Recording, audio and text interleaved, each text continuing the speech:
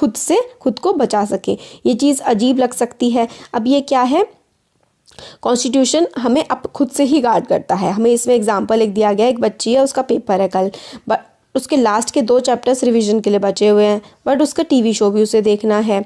तो वो सोच रही है कि भाई टीवी शो देखे या पढ़े या क्या करे, उसका बड़ा मन कर रहा है टीवी शो देखने का। फिर उसके घर वाले डिसाइड करते हैं कि कोई भी नहीं देखेगा।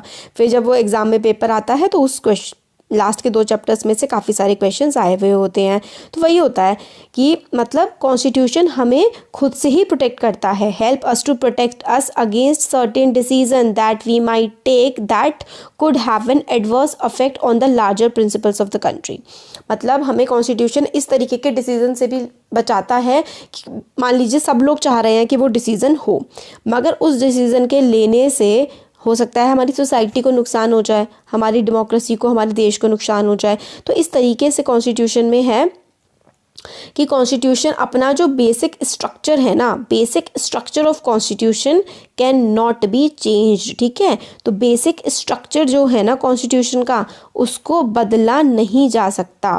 Basic structure is a very important thing. इस चीज़ को हम लोग कभी भी चेंज नहीं कर सकते हैं। तो ये जो हमारा एस्पेक्ट है, एक तो क्या है, राइट टू इक्वालिटी है, कोई किसी के साथ भेदभाव नहीं कर सकता, है ना।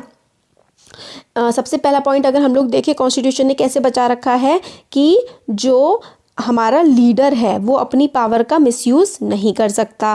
फिर उसके बाद सेकंड पॉइंट जो हमने देखा था वो ये था, मेजॉरिटी का ही सिर्फ रूल नहीं चलेगा।